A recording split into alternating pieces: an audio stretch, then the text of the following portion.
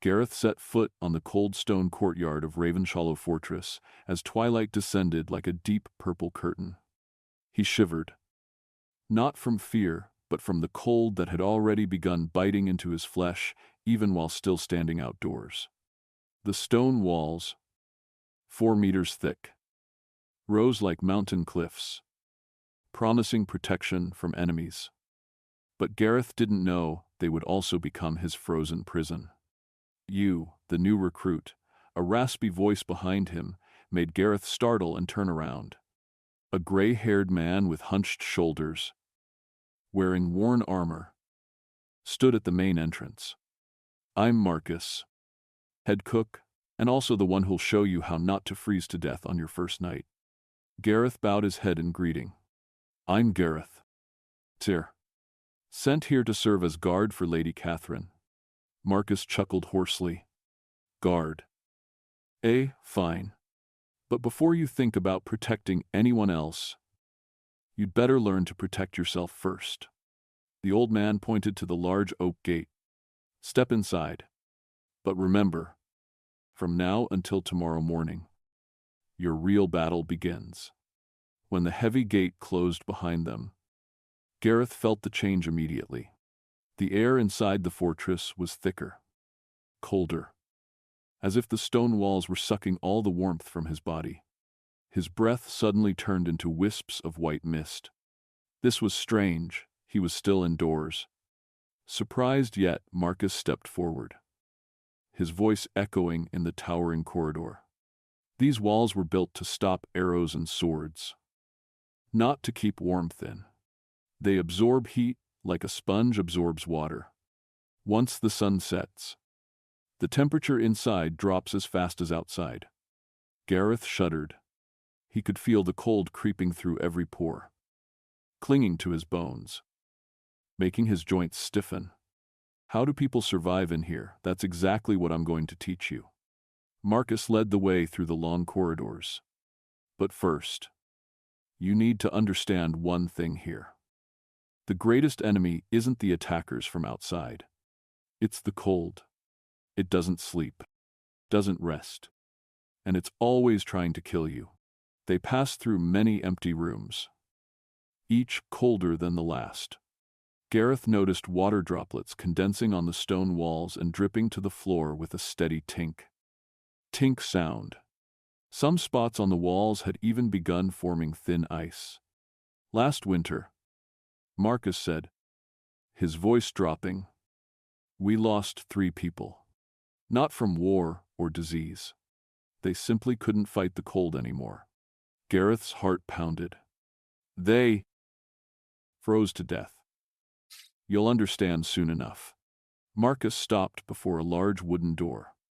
"But first, I'll take you to the only place in this fortress that still has life."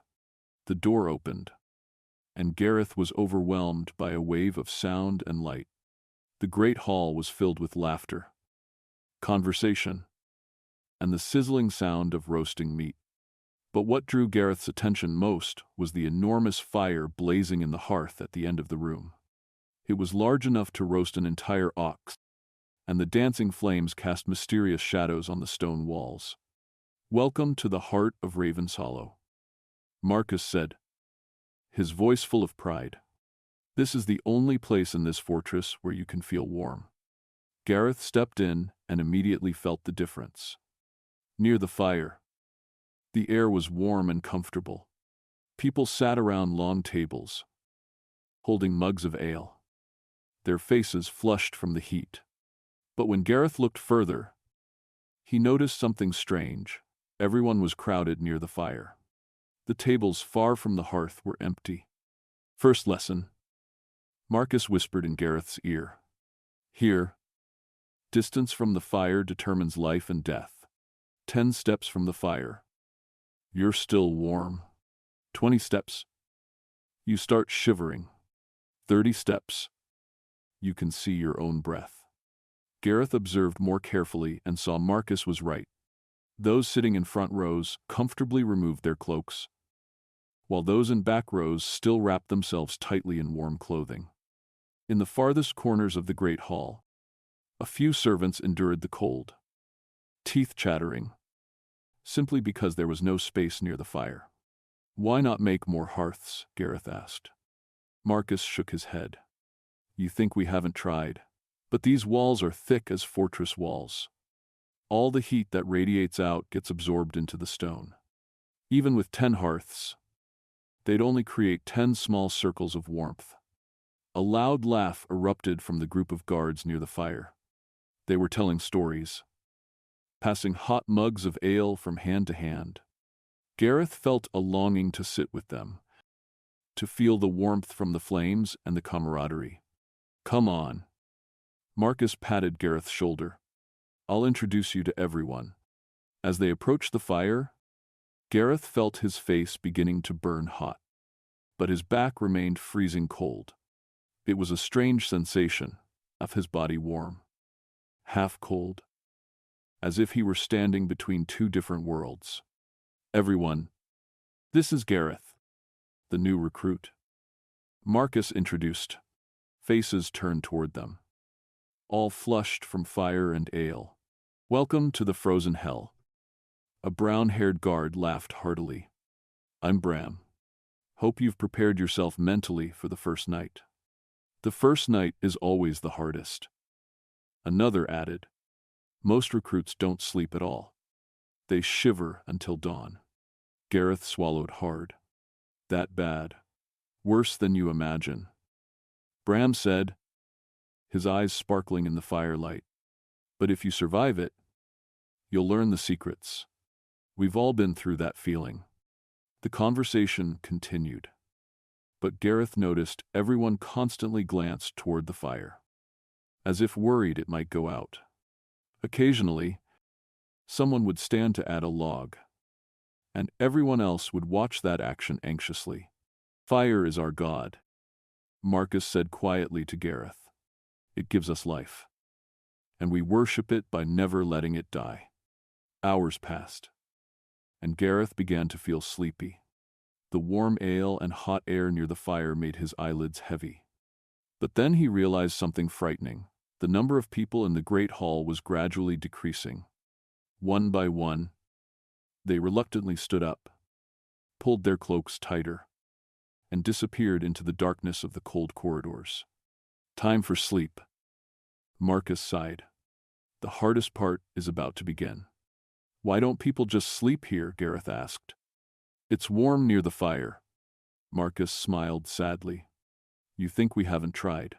But fire throws sparks, toxic smoke, and noise. Besides, who would guard the property and protect the fortress if we all slept here?" Now, only a few last people remained by the fire. Some guards had pulled their chairs back to avoid excessive heat, but they still didn't want to leave. Gareth understood that feeling. Leaving the warm firelight to go into corridors cold as death truly required courage. "Marcus," an old guard called from near the fire. "The fire's getting weak. Should we add more wood?" Marcus looked at the fire with worried eyes. "Add 2 more logs. But not too many, we have to conserve wood for the whole winter." Gareth watched as 2 large oak logs were thrown into the fire. The flames leaped higher, creating crackling sounds and making everyone sigh with relief. But he also realized this could only last a few hours. After that, they would have to face the cold once again. "All right, boy." Marcus stood up and patted Gareth's shoulder. "Time I showed you to your sleeping quarters. You need rest to prepare for the challenges ahead."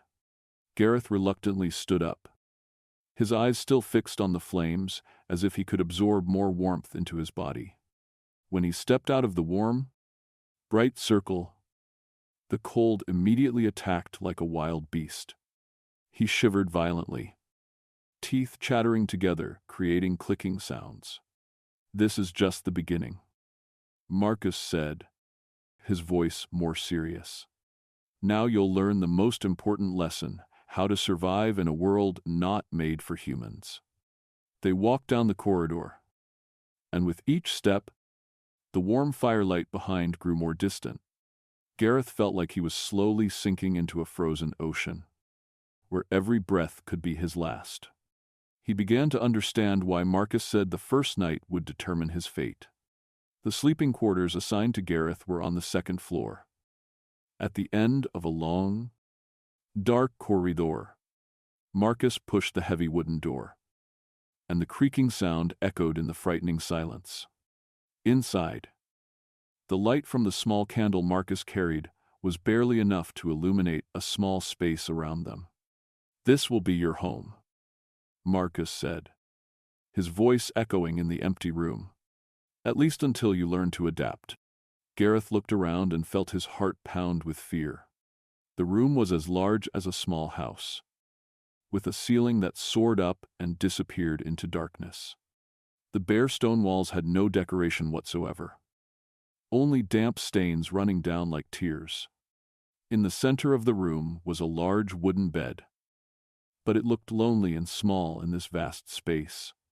"Why is the room so large?" Gareth asked, his voice trembling.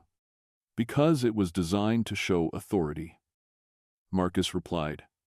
"The architects who built this fortress thought large rooms meant power. They didn't think about heating." Gareth approached the bed and touched the straw mattress. It was hard as stone and cold as ice. "How can I sleep on this?" "Hold on." Marcus chuckled. "I haven't taught you all the secrets yet." The old man walked to a wooden chest at the foot of the bed. "Inside here are the things you need to survive." He opened the chest, and Gareth saw it was packed with thick blankets. "Sheep's wool," Marcus said, pulling out a thick brown blanket. "This one's from Highland sheep. Their wool is thick as armor." He pulled out a second one. "Wolf fur. More expensive, but warmer." And finally, he pulled out the most luxurious-looking blanket. Bear hide, from a brown bear that the fortress hunters killed last autumn. Gareth touched the bear hide and was surprised by its softness. "Are they really warm?" If used correctly, Marcus began arranging the blankets on the bed in a specific order.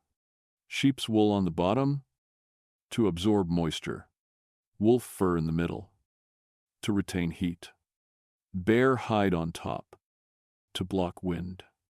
When Marcus finished spreading them, the bed looked like a small mountain. Gareth estimated there were at least 5 blankets stacked on top of each other. "But that's not all," Marcus said, his eyes twinkling in the candlelight. He went to another box and pulled out a set of long clothing. "Nightwear. You're not allowed to sleep naked here, unless you want to become an ice block by morning." Gareth took the long linen shirt. It was thick and heavy, completely different from the thin summer clothes he was used to. "One more thing," Marcus said, going to a corner of the room. There was a thick, dark blue curtain hanging from ceiling to floor, surrounding 3 sides of the bed. "Bed curtains. This is the most important secret." Marcus pulled the curtain closed, and immediately Gareth felt the air inside the curtain was slightly warmer. "It creates a smaller space," Marcus explained. "The warmth from your body will be trapped instead of escaping into the large room." "Does it work?" Gareth asked. "Enough to keep you from freezing to death," Marcus answered honestly. "But don't expect it to be as comfortable as your mother's house." By now, Gareth was beginning to feel tired and cold beyond endurance. He was shivering so violently he could barely speak. Can I sleep right now?" Marcus looked at him with worried eyes. "You don't look well. Change clothes right now." Quickly, Gareth hurriedly changed into the thick nightwear, his fingers trembling so much it was hard to button it. Marcus, meanwhile, left the room and returned with a metal basin with a long handle. "Hot cool pan," Marcus said, and Gareth could feel warmth radiating from it. "I'll warm the bed for you first." Marcus pushed the hot coal pan back and forth under the blankets. Warmth began to spread, and for the first time since entering the fortress, Gareth felt a glimmer of hope. "Jump in as soon as I pull the pan out," Marcus instructed. "Every second of warmth is precious." When Marcus pulled out the coal pan, Gareth immediately jumped onto the bed and pulled all the blankets tight. The warmth surrounded him like a gentle embrace. For the first time that evening, he stopped shivering. "How do you feel?" Marcus asked. "Much better." Gareth sighed with relief. "Thank you." "Don't thank me yet. This warmth will only last about an hour. After that, you'll have to rely on your own body heat." Gareth felt worry returning. "What if I can't generate enough warmth?" Marcus was silent for a moment. "I'll give you one last piece of advice. If you feel too cold, don't try to endure it alone. Shout. Someone will hear and help. Pride can kill you here." "I understand." Marcus headed toward the door, but then turned back. "Oh, one more thing. If you hear knocking at night, don't be afraid. It might be someone who needs help. Knocking recruits sometimes can't bear the cold in their private rooms. They go looking for others to share warmth." Gareth understood the implicit meaning in Marcus's words. Share the bed. Life is more important than honor. "Boy," Marcus said seriously. "Remember that." With those words, Marcus left, leaving Gareth alone in the large, cold room. The sound of the old man's footsteps echoed in the corridor and then disappeared completely. Gareth lay silently in the darkness, listening to the sounds of the fortress at night. Wind howling through gaps, water dripping from ceiling to stone floor, mice running in the walls, and sometimes coughing sounds from the next room. The warmth from the coal pan began to fade, and Gareth felt the cold slowly creeping back. It started from his toes, then spread up his legs, then to his whole body. He curled up into a small ball, hugging his knees tight, trying to hold on to every bit of remaining warmth. He thought about the warm fire in the great hall, about the laughter of the guards, about the comfortable feeling of sitting near the flames. All of that now seemed as distant as a dream. He understood why Marcus said the first night would determine his fate. This wasn't just a physical challenge, but a mental one too.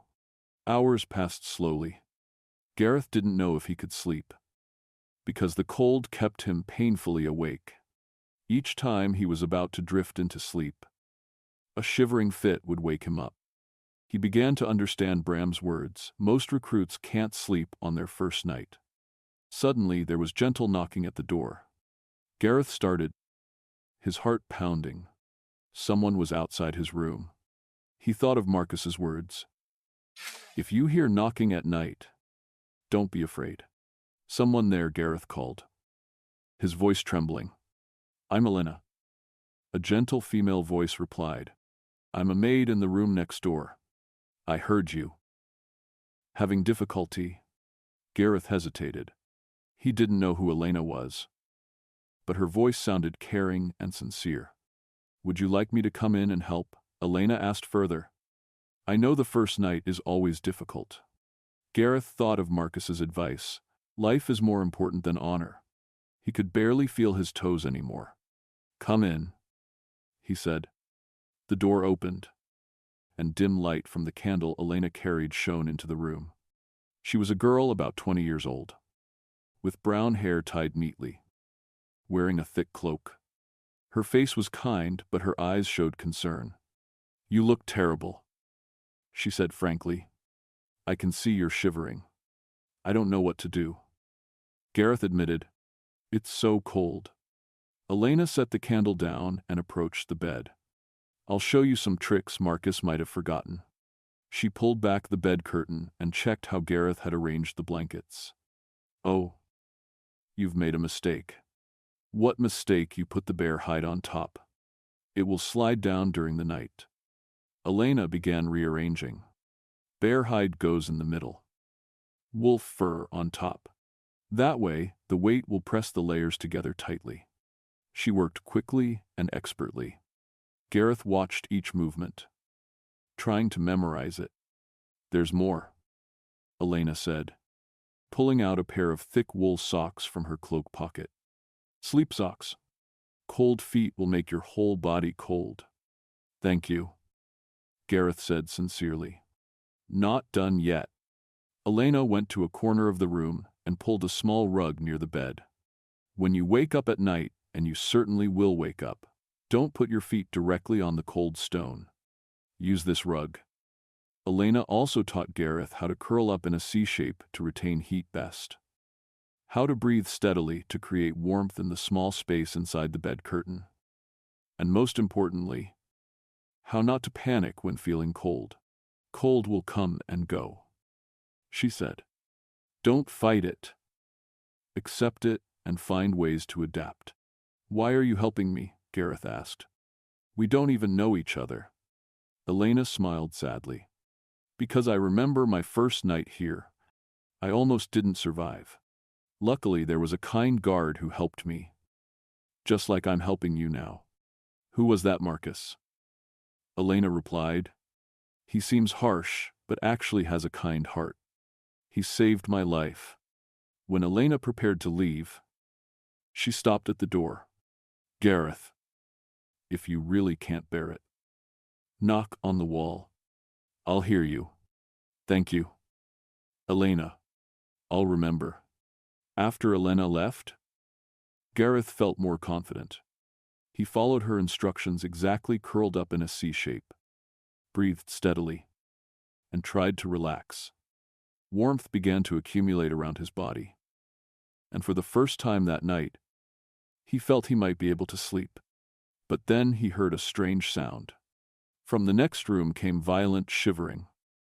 As if someone was in danger. Gareth sat up. Listening, the sound grew stronger, then turned into weak cries. Without hesitation, Gareth jumped out of bed, ran in socks out to the corridor. The cold attacked him immediately like a punch. But he ignored it. He knocked on the door of the next room. Does someone need help? The crying stopped. Then there was a weak voice. Someone there. I'm not well. Gareth pushed the door and entered. In the dim light, he saw a young guard curled up on the bed, his whole body shaking uncontrollably. The man's face was pale green, lips purple. Cold, the person whispered. Too cold. Gareth recognized this was an emergency situation. He ran back to his room to get a wolf fur blanket and returned. My name is Gareth. I'll help you. He wrapped the guard in the blanket and sat beside him, using his own body to transfer warmth. Gradually, the shivering began to subside. Thank you, the guard whispered. I thought I would die. It's okay. You're fine now. They sat silently for a few minutes, sharing warmth. Gareth realized this was the important lesson Marcus had tried to teach him in this fortress. Survival depended on people supporting each other. I'm William, the guard said when he had calmed down. This is my first night too. Mine too. Gareth smiled. Seems we're in the same situation. Would you like to share the room? William asked shyly. 2 people can keep warm better than 1. Gareth didn't need to think. Of course. They decided to sleep in Gareth's room because it had better bed curtains. When both of them curled up in the small space inside the curtain, sharing body warmth, Gareth felt warm for the first time since arriving at the fortress. Thank you, William whispered in the darkness. You saved my life. We saved each other's lives, Gareth replied. In the silence of the dark night, when cold was still lurking outside the bed curtains, 2 new friends found safety in companionship. This wasn't comfort, but survival. But it was the beginning of a friendship that would help them overcome the challenges ahead. When the first dawn light crept through the window crack, Gareth and William woke up, still alive and still warm. They had survived the first night, the first test in their new life at Ravenshollow Fortress. The wake-up bell rang from the watchtower, signaling a new day beginning. But for Gareth and William, it wasn't just a new day, but the start of their journey, learning to survive in this frozen world. That morning, when they entered the great hall for breakfast, Marcus saw them and smiled. "I see you boys have learned the first lesson." "What lesson?" Gareth asked. "That in this fortress, no one can survive alone." Marcus replied, "And that's just the beginning of what you need to learn." Gareth looked around the great hall, seeing familiar faces from the night before. Bram nodded in greeting. Elena smiled from a nearby table. Everyone shared one thing they had learned to survive in this world. "So, what's the next lesson?" William asked. Marcus chuckled hoarsely. "You'll know soon enough. Winter is long, and this fortress has many secrets to discover." When Gareth sat down near the warm fire, he felt a change in himself. He was no longer the frightened boy of last night. He had gone through the first test and survived. He had learned that strength doesn't come from enduring alone, but from trusting and supporting each other. But he also understood this was just the beginning. Winter at Raven's Hollow was long, and each night would bring new challenges. However, with William beside him, with guidance from Marcus and Elena, and with the warmth of this community, Gareth believed he could overcome everything. The fire in the hearth blazed strongly, as if welcoming new members to the fortress family. And in that firelight, Gareth saw not just warmth but also hope, hope for the days to come, for companionship, and for the strength of humans when united against adversity.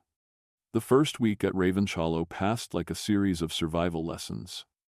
Each morning, Gareth and William woke with their first task being to check if they still had feeling in their fingers and toes.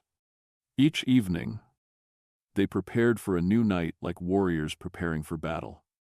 But it was on the 8th night that Gareth's life changed once again when Marcus appeared at his door with something unexpected. "Would you like to meet a new ally?" Marcus asked, his eyes twinkling. Behind him was a large wolf-dog hybrid, black as night with white spots around its eyes. The animal looked at Gareth with intelligent, cautious golden eyes. "His name is Shadow," Marcus said. "This wolf-dog hybrid was brought back from the northern forest by a hunter. We plan to train him as a guard dog. But—" He paused, looking at the animal with curious eyes. "He has a special talent." "What talent?" Gareth asked, still hesitant before this large animal. "Finding warmth." Marcus smiled. "Shadow can sense the warmest places in the fortress. He's a living compass for finding heat." Shadow approached Gareth, sniffing him carefully. Then, suddenly, the wolf-dog lay down and pressed against his legs. Warmth from the animal's body transmitted through his clothes and surprised Gareth. "He's chosen you," Marcus said, with some surprise in his voice. "This rarely happens." "Chosen me for what? To be survival partners. Shadow understands that you and he need each other to get through this winter." Gareth looked down at the wolf-dog lying by his feet. Its fur was thick and warm, and he could feel the powerful body temperature radiating from it. For the first time since arriving here, he felt his feet weren't cold. "You can trust him," Marcus continued. "These wolf-dog hybrids are more loyal than any human. And in this fortress, loyalty can save your life." That night, when Gareth and William prepared for sleep, Shadow jumped onto the bed without being invited. The wolf-dog curled up at the foot of the bed, creating a living heater of warmth. "Strange," William said, looking at Shadow. "I've never seen an animal so intelligent." In the middle of the night, a sudden snowstorm attacked the fortress. Wind howled like the wails of ghosts, and snow lashed in through every gap. The temperature dropped to dangerous levels. Gareth woke because of the cold. Despite having all the warm blankets, he saw William shivering beside him, teeth chattering together, creating clicking sounds. Even Shadow whimpered from the cold. "We need to do something," Gareth said, his breath forming white clouds. Like this, we won't make it through the night. Shadow suddenly stood up and went toward the door, turning back to look at them as if trying to say something. He wants us to follow him, William said. They put on their cloaks and followed Shadow. The wolf dog led them through dark corridors, downstairs, then stopped before a small wooden door Gareth had never noticed. Shadow barked softly and scratched at the door. "Where is this?" Gareth asked. William pushed the door, and they entered a small room filled with warmth. This was the fortress bakery, where the ovens still retained heat from the day. The temperature here was higher than anywhere they had ever seen in the fortress. "Shadow's so smart." William sighed with relief. How did he know this place? They spread blankets on the floor near the ovens and curled up there. Shadow lay between them, forming a warm mass. For the first time since arriving at Raven's Hollow, Gareth slept soundly without being awakened by the cold. The next morning, the footsteps woke them. Dr. Aldrich, an old man with a long white beard, stood at the door with surprised eyes. "How did you boys find this place?" he asked. "Shadow led us here," Gareth replied. Aldrich looked at the wolf dog with respect. "I've been studying this animal since it arrived here. It has a special ability. It can sense heat currents in the air." "Heat currents?" William asked. "Warmth moves along invisible paths," Aldrich explained. "Shadow can follow these currents to find the warmest places. He's like a living thermal compass." From then on, Shadow became an inseparable part of Gareth's life. The wolf dog not only provided warmth but also guided them to safe places in the fortress. He knew which rooms had hearths with remaining heat, knew which corridors avoided drafts, knew when the fire in the great hall was about to go out. But more importantly, Shadow taught Gareth a valuable lesson: trust. In this cold world, trusting someone, acts, whether human or animal, was an act of courage. And from that trust, true friendship was born. One evening, while they were sitting in the bakery, which had become their secret base, William suddenly said, "Do you think we'll get used to this life?" Gareth petted Shadow, the wolf dog lying with his head resting on his thigh. "I don't think we'll get used to it, but I think we'll become stronger." "How do you know?" "Because we're no longer the scared boys of the first night. We have Shadow, we have each other, and most importantly, we know how to survive." Shadow lifted his head and looked at Gareth with intelligent golden eyes, as if understanding every word. Then the wolf dog placed his paw on Gareth's hand, a gesture showing agreement and friendship.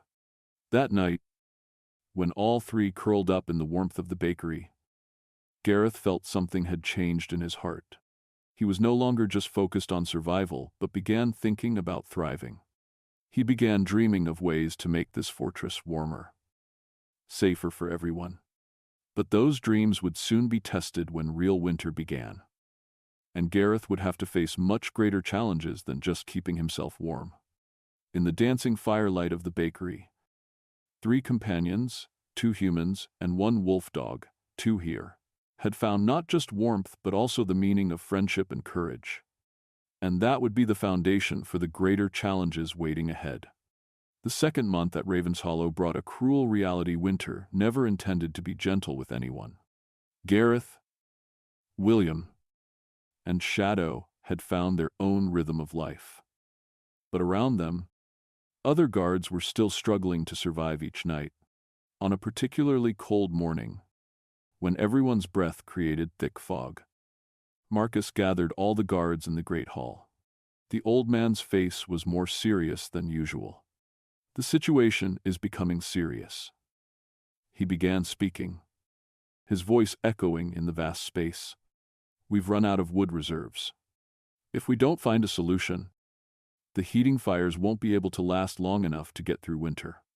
Worried whispers spread throughout the great hall. Everyone understood what this meant. No fire meant death. Can we cut trees from the nearby forest? Bram asked. That forest belongs to Duke Blackwood's territory. Marcus shook his head.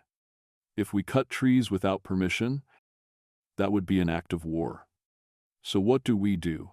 Another guard asked, his voice trembling. Marcus was silent for a moment, then said, we'll have to learn to live with less fire. That means sharing more. Cooperating more. Share how Elena asked. From tonight, no one sleeps alone anymore. Marcus declared. Everyone will sleep in groups in large rooms. We'll maintain 1 or 2 hearths instead of many small ones. Sounds of discussion arose. Many people seemed unhappy with this decision. I don't want to share a room with strangers. A guard named Harold objected. I need privacy. Privacy is a luxury we can't afford. Marcus replied firmly. You can choose privacy and death. Or life and community. Gareth stood up. Over the past month, he had gained everyone's respect for his adaptability and helping others. I support Marcus's proposal. William and I have shared a room since the first night, and we're still living well. That's different, Harold argued back. You boys chose to do that. Now we're being forced. Forced by the cold, not by anyone else, William said, standing next to his friend. If we don't unite, we'll freeze to death. The argument continued. But ultimately, cruel reality won out. No one wanted to die from cold, even if it meant sacrificing privacy. That night, the Great Hall was rearranged into a large dormitory. Mattresses were pulled from private rooms and arranged in long rows. Curtains were hung to create small compartments, each for 3 to 4 people. Gareth, William, and Shadow were placed in a compartment with Elena and a young guard named Thomas. At first, everything seemed strange and inconvenient. I'm not used to sleeping with so many people, Thomas admitted. He was only 18, a farmer's son sent to the fortress to learn fighting skills. No one is used to it, Elena said gently. But you'll see, it has its own benefits. Indeed.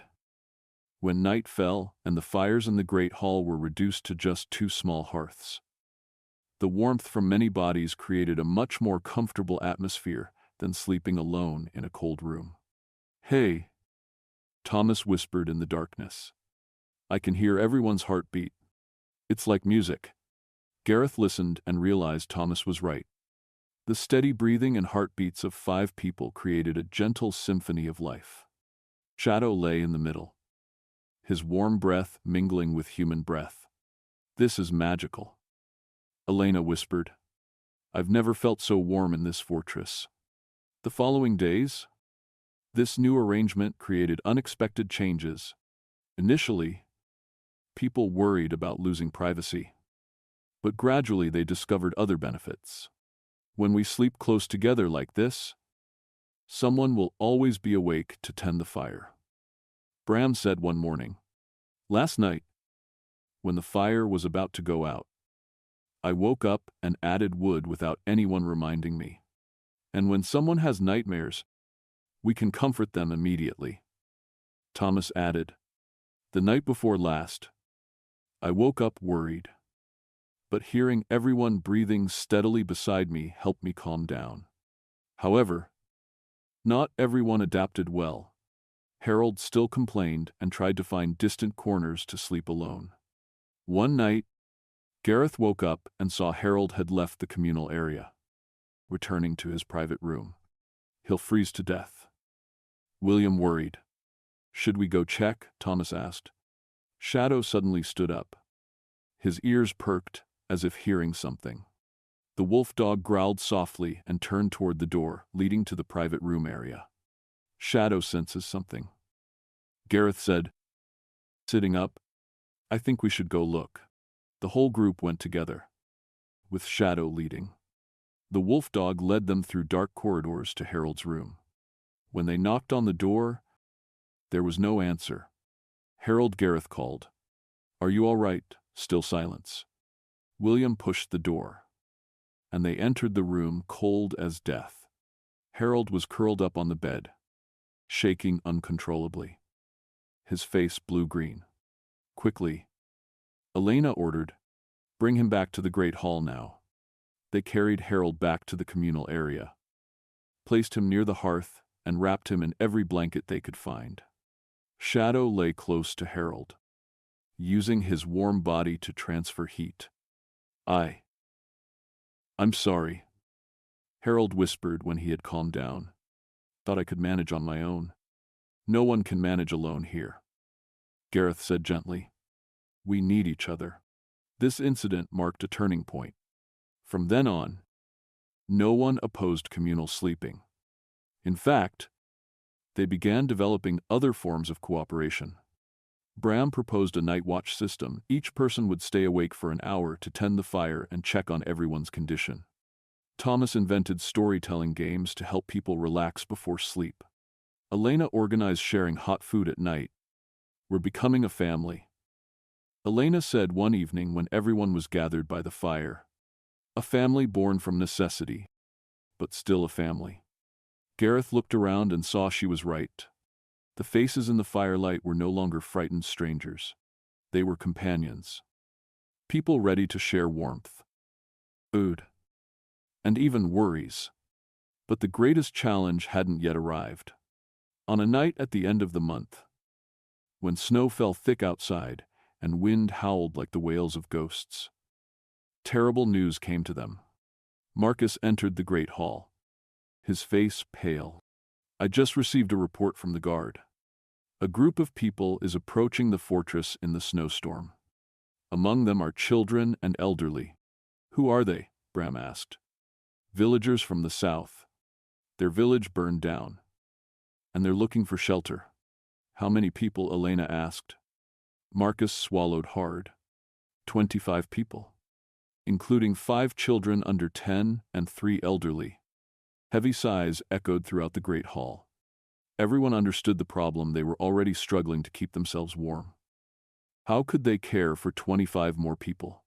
"We can't refuse them," Thomas said, his voice trembling. "They'll die in the snowstorm.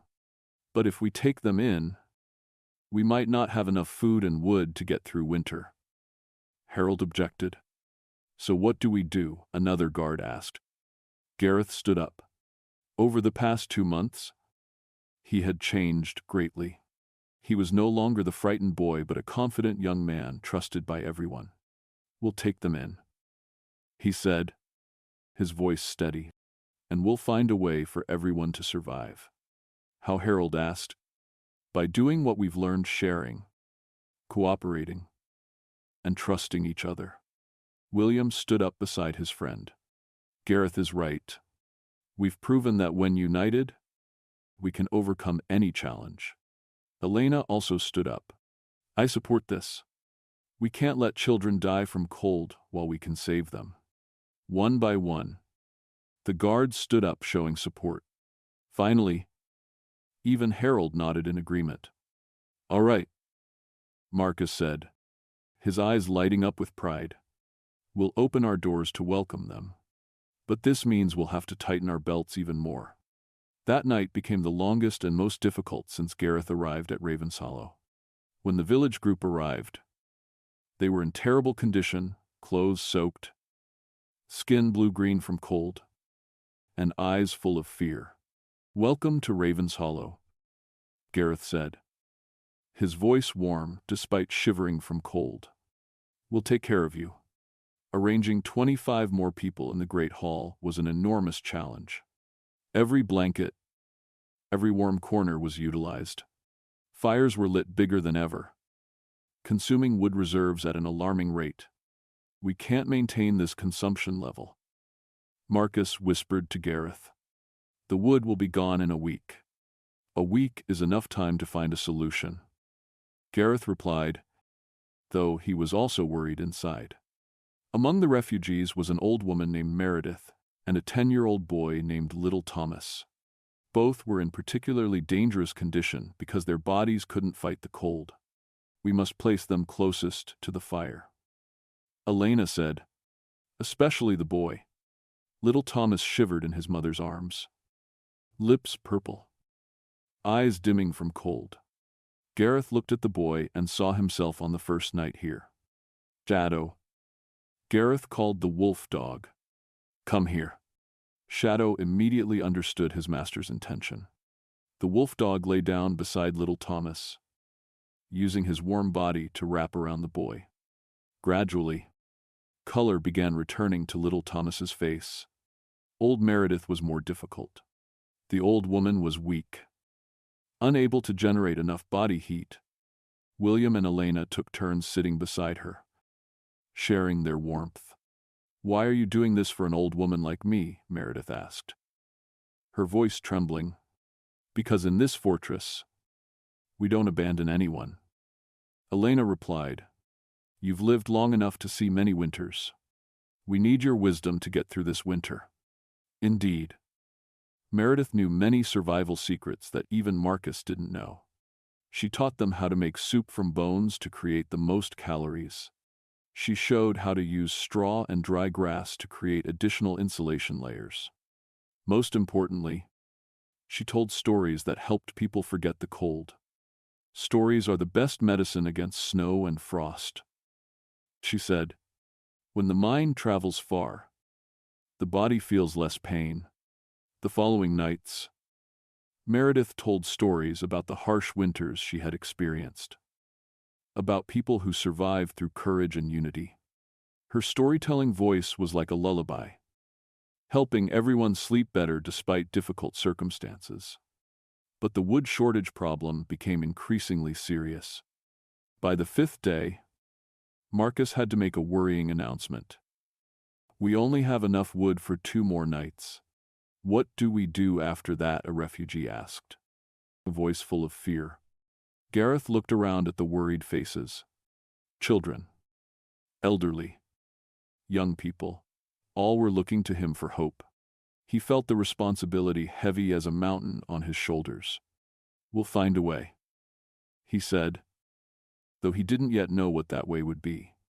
That night, when everyone was asleep, Gareth, William, and Elena sat by the dying fire, trying to think of solutions. We can't ask for wood from Duke Blackwood, William said. He hates Raven's Hollow. Is there another way? Elena asked. Gareth was silent, looking into the flames. Suddenly, he remembered something. Shadow always finds warm places we don't know about. Maybe there are other secrets in this fortress. What secrets I don't know. But this fortress has existed for hundreds of years. Surely the people who built it thought about heating. William's eyes lit up. Do you think there might be secret passages or hidden rooms? There's only one way to find out. Gareth stood up. Shadow, come here. We have work to do.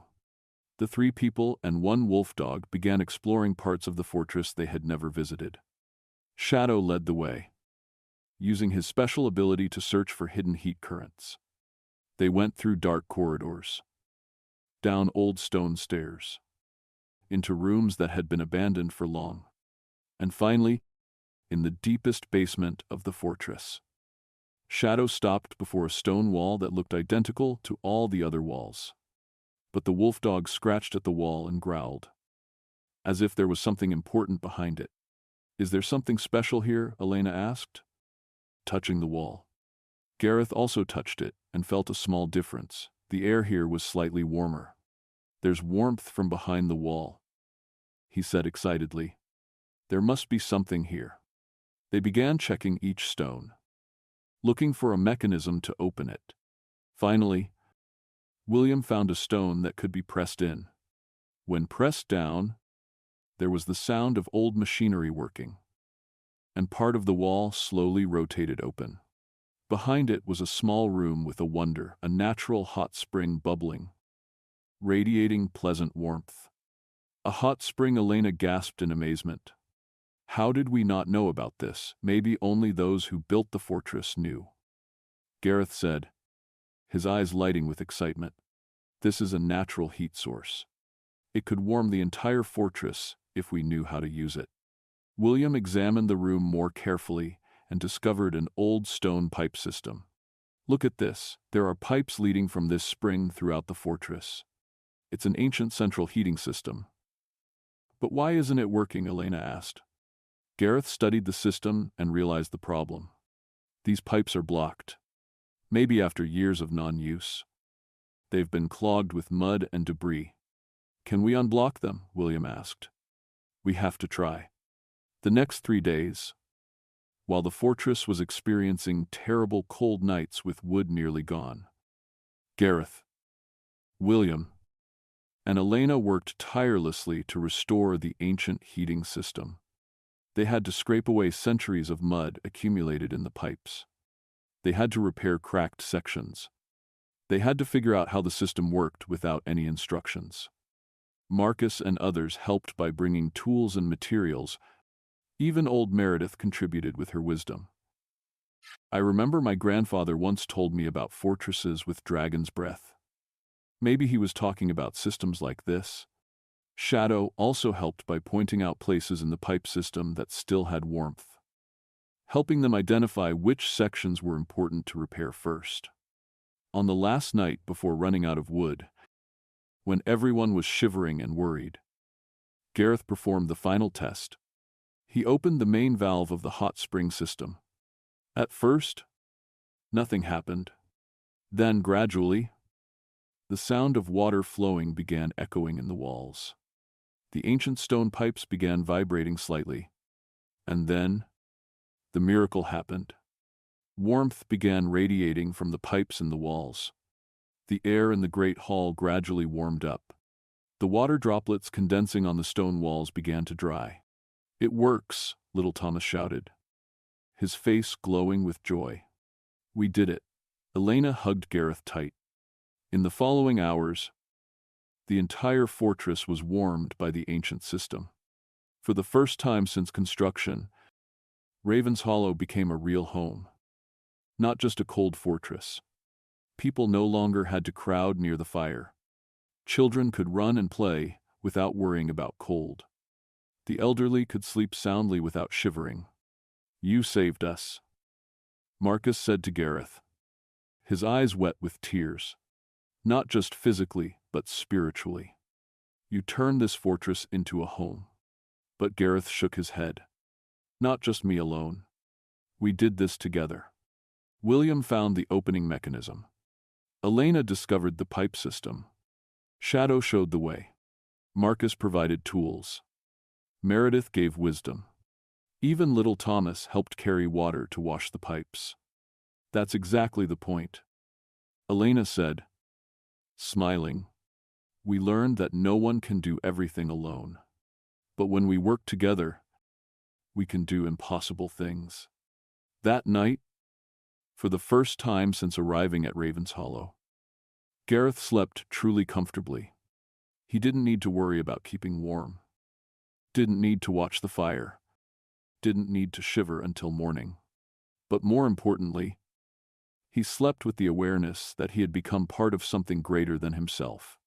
He was no longer the frightened boy of the first night. He had become a leader, a protector, an important member of this community. Shadow lay beside him, no longer needed for warmth but still there because of friendship. William and Elena slept nearby. Not out of necessity, but because of the bonds that had formed.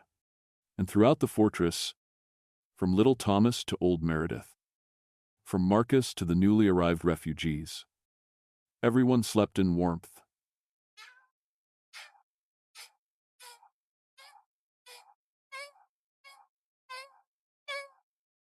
Not just warmth from the hot spring, but warmth from human affection, from unity, from the awareness that they belonged somewhere. Winter was still long, snow still falling outside, wind still howling. But inside Ravenshollow, people had found something more precious than physical warmth. They had found community, friendship, and the meaning of belonging to each other. When the first light of spring crept through the window, illuminating a fortress not just warm but filled with laughter and hope, Gareth knew they had achieved the impossible. They had turned a cold fortress into a real home. And in that warm light, with Shadow beside him and friends around him, Gareth smiled. He had learned the most important lesson in this frozen world. Humans are the warmest and most eternal flame. And when those flames come together, they can light up and warm an entire world. 3 months after the ancient heating system was restored, life at Ravenshollow had completely changed. The fortress was no longer a place where people had to struggle to survive each night, but had become a thriving community. Gareth stood on the highest watchtower, looking down at the courtyard full of children's laughter as they ran and played. Little Thomas, now with healthy rosy cheeks, was teaching other children how to care for Shadow. Old Meredith sat in the warm spring sunshine, telling stories to a group of eager young listeners. Hard to believe, just a few months ago, we were afraid of freezing to death, William said, stepping up beside his friend. Seems like a lifetime ago. Gareth agreed. But do you remember? We once thought just surviving was enough. And now Gareth smiled, looking down at the happy faces in the courtyard. Now we know survival is just the beginning. Prosperity is the real goal. Elena appeared from the stairway, carrying a notebook. She had been appointed by Marcus to manage the fortress's daily activities. There's news from the merchants, she said, her eyes lighting up. They want to establish trade routes through Ravenshollow. They say the reputation of a warm and hospitable fortress has spread throughout the region. Really, William was surprised. Are we already famous? News about us saving refugees and rediscovering the ancient heating system has spread far? Elena explained. People call Ravenshollow the Fortress of Compassion. Gareth felt warmth in his heart. Not from the heating system, but from pride. Maybe Marcus should know about this. They found Marcus in the Great Hall, where he was teaching a group of young people how to make nutritious soup. His face was much more radiant than in Gareth's early days there. Marcus, Elena called. We have good news. After hearing about the trade proposal, Marcus nodded thoughtfully. That's a good opportunity. But we need to prepare carefully. Success can bring new challenges. What challenges? Gareth asked.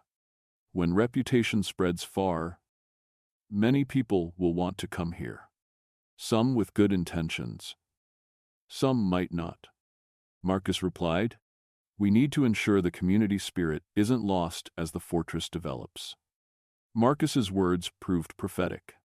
In the following weeks, Ravenshollow began receiving more visitors than ever. Merchants, craftsmen, scholars, and curious people all wanted to see the fortress's miracle. Initially, everyone was excited. Income from tourism helped improve living conditions. They could buy better food, warmer clothes, and more modern tools. But then problems began to appear. One day, Gareth discovered a group of merchants trying to convince some guards to leave the fortress to work for them at higher wages. Why do you boys want to stay in this place? One merchant said. With survival skills like that, you could earn much more money in the big city. Because this is our home, Bram replied. But Gareth could see hesitation in his eyes. Another problem was some visitors showing lack of respect. They treated fortress residents like exhibition objects, taking photos without permission and demanding performances of survival skills. They want us to act like we're still freezing to death. Thomas complained to Gareth. They're disappointed when they see us living comfortably. But the biggest challenge came when Lady Catherine, the fortress's owner, returned from a long journey. Lady Catherine was an elegant but cold middle-aged woman. She had been absent throughout the winter, attending social events in the capital, leaving Marcus to manage the fortress. When she returned and saw the changes, her first reaction wasn't joy. Who gave you permission to alter my fortress's structure? She asked Marcus, in a tense meeting in the Great Hall. My lady, We only restored the old system. Marcus replied carefully. And who gave you permission to accept refugees without asking me? They would have died if we didn't help. My lady.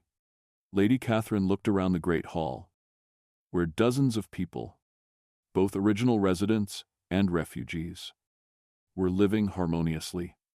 I see my fortress has become a refugee camp, she said, her voice full of contempt.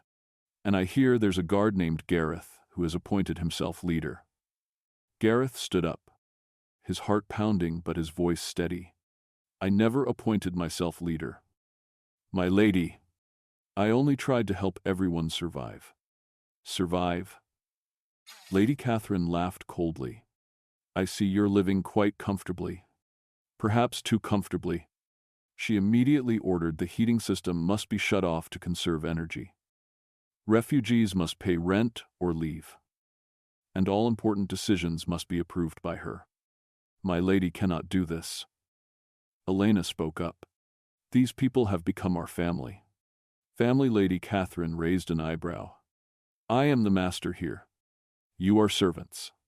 Don't confuse your positions. Tension in the fortress increased daily. Some people began leaving, unable to bear returning to miserable days. Others tried to resist but had no legal power. Gareth found himself in the middle of a conflict he never wanted to join. On one side was Lady Catherine with legal authority. On the other was the community he loved and wanted to protect. That night, in a secret meeting at the bakery, 2020, which had become a symbol of their unity, Marcus made a thoughtful proposal. There's one way, he said, his voice heavy. We could leave Ravenshollow and establish our own community. Leave. William was surprised. But this is our home. Home isn't a building, Meredith said gently. Home is where people love each other. But we've invested so much in this place. Thomas objected. The heating system, the improvements, the memories. Gareth listened silently to the debate. Shadow lay by his feet, as if sensing his master's tension. There's another way, he finally said, but it requires us to be braver. What way? Elena asked. We'll prove to Lady Catherine that our community has value not just morally but practically. How Gareth looked into the flames, thinking about what they had gone through together. By showing her what we can do when facing real challenges. A few days later, news came that a large bandit army was advancing toward this area, attacking small fortresses and pillaging. Duke Blackwood had sent calls for help to neighboring lords, including Lady Catherine. I will lock the gates and wait for them to pass. Lady Catherine declared, Ravenshollow can withstand a siege. But Gareth knew this was exactly the opportunity they had been waiting for. My lady, he said in the council meeting, I have another proposal. I'm not interested in your opinion, but my lady should be interested in the fortress's interests. Gareth continued, despite her angry glare. If we just lock doors and hide, we'll be seen as cowards. But if we help Duke Blackwood defeat the bandits, the fortress's reputation will rise. You want me to risk my soldiers' lives for reputation. I want my lady to see that a united community can do impossible things. Lady Catherine laughed mockingly. You think your farmers and refugees can fight bandits? I think people who have learned to survive in harsh conditions will know how to protect what's important to them. Finally, Lady Catherine agreed to let Gareth try, with the condition that if he failed, he and his supporters must leave the fortress forever. Gareth gathered everyone who could fight, not many, only about 30 people. But they had advantages the bandits didn't. They understood the terrain. They had motivation to protect their home. And most importantly, they had learned to work as a team. We can't beat them with strength, Gareth told his team. But we can win with intelligence and coordination. They spent 3 days preparing. Elena organized communication systems using smoke signals and mirrors. William designed traps in the forest. Thomas and others prepared medical supplies and food. Even Shadow was trained to perform reconnaissance missions. When the bandits arrived, they expected a direct attack on the fortress. Instead, they encountered a series of small, coordinated attacks from multiple directions. Gareth and his team didn't try to defeat the entire bandit force. Instead, they disrupted the enemy's plans, destroyed supply sources, and created chaos. "What are they doing?" the bandit leader roared when he saw his group being attacked from all sides. "They're everywhere." The truth was, they weren't everywhere. But they moved quickly and coordinated so well they created that illusion. Shadow was particularly useful in tracking bandit movements and reporting back to Gareth through a signal system Elena had developed. After 3 days of non-stop fighting, the bandits decided the area was too dangerous and retreated. They had lost too many people and supplies without gaining anything. When news of victory spread, not only Lady Catherine, but also Duke Blackwood and other lords had to acknowledge Gareth's talent and the strength of the Ravenshollow community. "I was wrong in my assessment," Lady Catherine said in a meeting after the victory. For the first time, her voice had some humility. "You proved that community can be stronger than I thought." "Not I proved, my lady," Gareth replied. "We proved it together." From then on, life at Ravenshollow changed once again, but in a more positive direction. Lady Catherine learned to listen to the community's opinions before making decisions. The heating system was restored, and refugees were officially recognized as residents. The fortress became a small but prosperous trading center. But most importantly, it became a symbol of what could be achieved when people united and trusted each other. 1 year after Gareth first set foot in Ravenshollow, he stood again on the highest watchtower. But this time, he wasn't standing alone to escape the cold. He stood there to admire the community he had helped build. In the courtyard below, children ran and played in warm sunlight. Adults worked, laughed, and shared stories. Old Meredith still told stories, but now her tales included a chapter about the miracle winter when community was born. Shadow lay sunbathing nearby, no longer needed for warmth but still a symbol of loyal friendship. William and Elena climbed the watchtower, as had become their daily routine. "Do you regret it?" Elena asked. "About turning down the job offer in the capital with high pay," Gareth smiled. "I once thought strength came from being able to survive alone. But now I know real strength comes from belonging to a community." "And are you afraid of the coming winter?" William asked. Gareth looked toward the horizon, where the first autumn clouds were gathering. "No, because this time, we'll face it together."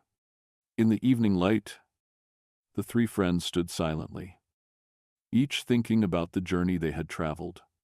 From nights shivering with cold to days filled with hope. From just trying to survive to building a meaningful life. "Do you know what I treasure most about our story?" Gareth said. What both friends asked at once: that it's not finished. Every day, we write another page. When the first stars began twinkling in the sky, they went down to the great hall together, where the community was gathering for dinner. No longer crowding near the fire to find warmth, but gathering to share joy and plans for the future. Shadow followed, tail wagging happily, and in the warm light of the great hall, amid the laughter and stories of people who had become family, Gareth understood they had found something more precious than survival. They had found the meaning of belonging to each other. Winter would come again, as it had for thousands of years. But at Ravenshollow, cold nights were no longer enemies to fear. They were opportunities for the community to bond even more closely, for stories to be told, for friendships to be nurtured, and for everyone to remember that in this frozen world, humans are the warmest and most immortal flame of all. Retry Claude can make mistakes. Please double-check responses.